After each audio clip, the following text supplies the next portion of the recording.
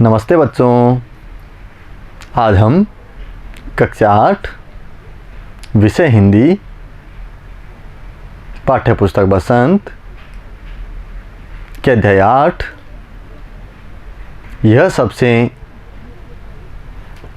कठिन समय कविता का अध्ययन करेंगे। मेरा नाम ब्रिज सुंदर शर्मा, मेरे साथ हैं अरुणा अरोड़ा। तो आइए बच्चों, हम कविता का अध्ययन शुरू करते हैं। कविता का सार।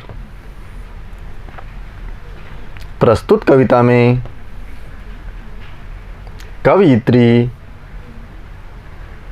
जया जादवानी कहती हैं कि यह सबसे कठिन समय नहीं है, क्योंकि अभी भी चिड़िया की चोंच में पुनः निर्माण के लिए तिनका है। अभी भी टूटती हुई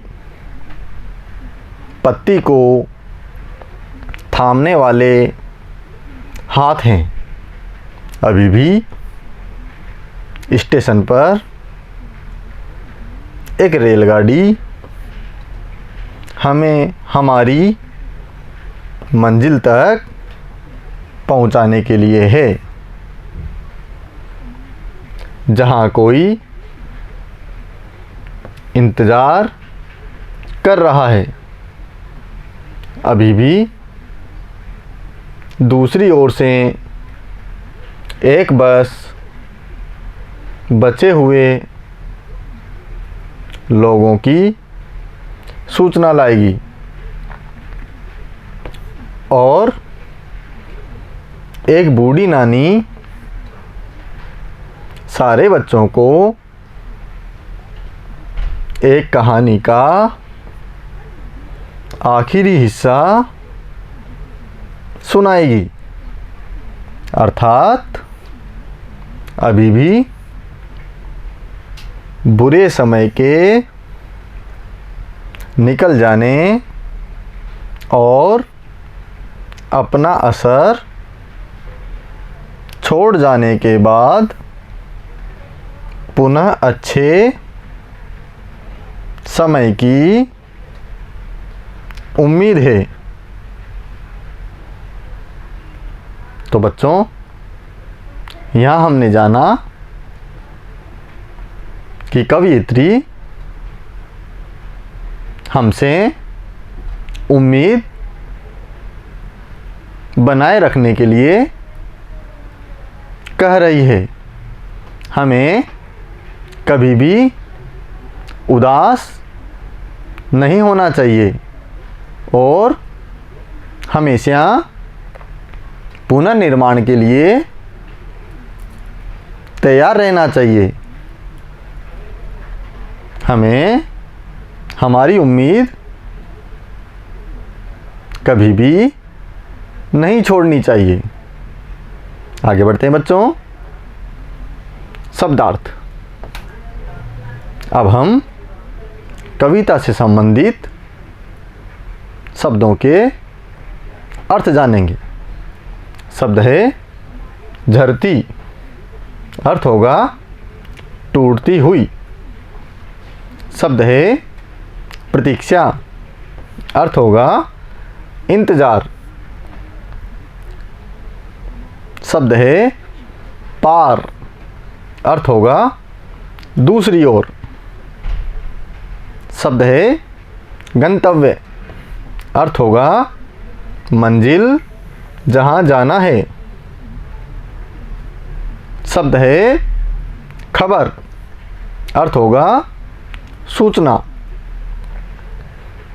शब्द है तमाम, अर्थ होगा सारे। शब्द है आखिरी, अर्थ होगा अंतिम। शब्द है पुनः, अर्थ होगा दोबारा। तो बच्चों, हमने यहाँ कविता में आए कठिन शब्दों के अर्थ जाने। अब हम प्रश्नोत्तरों की तरफ बढ़ते हैं। प्रश्न 1, कवियत्री के अनुसार अभी भी स्टेशन पर क्या है? बच्चों, यहाँ पर उत्तर के लिए हमारे सामने 4 विकल्प दिए गए हैं। पहला विकल्प है रेलगाड़ी, दूसरा विकल्प बस, तीसरा विकल्प स्कूटर और चौथा विकल्प ऑटो। हमारा सही उत्तर होगा विकल्प संख्या 1, रेलगाड़ी। आगे का प्रश्न देखते हैं। प्रश्न 2, प्रस्तुत कविता की कवियत्री का नाम क्या है? उत्तर होगा प्रस्तुत कविता की कवियत्री का नाम जया जादवानी है। आगे बढ़ते हैं बच्चों। प्रश्न 3, चिड़िया चोंच में तिनका ले जाकर क्या करती होगी? उत्तर होगा चिड़िया चोंच में तिनका ले जाकर पुनः अपने घोंसले का निर्माण करती होगी। बच्चों, आप लोग यहाँ पर यह चित्र देख रहे हैं। इस चित्र में यह एक प्यारी सी छोटी सी चिड़िया अपनी चोंच में तिनका लेकर अपने घोंसले का निर्माण कर रही है। तो हमें भी इस चिड़िया से उम्मीद बनाए रखने और पुनर्निर्माण के लिए प्रयासरत रहने का उद्देश्य सीखना चाहिए। आगे बढ़ते हैं। प्रश्न 4, बूढ़ी नानी सारे बच्चों को क्या सुनाएगी? उत्तर है बूढ़ी नानी सारे बच्चों को एक कहानी का आखिरी हिस्सा सुनाएगी। बच्चों, आप यहाँ पर इस चित्र में एक बूढ़ी नानी देख रहे हैं और इनके आसपास ये बच्चे कहानी को प्यार से सुन रहे हैं। बच्चों, आपने भी अपनी नानी या दादी से कहानियाँ ज़रूर सुनी होगी। बहुत अच्छी लगती है ना, बहुत मज़ा आता है। आगे बढ़ते हैं। प्रश्न 5, कविता में अभी भी शब्द से क्या अभिप्राय है?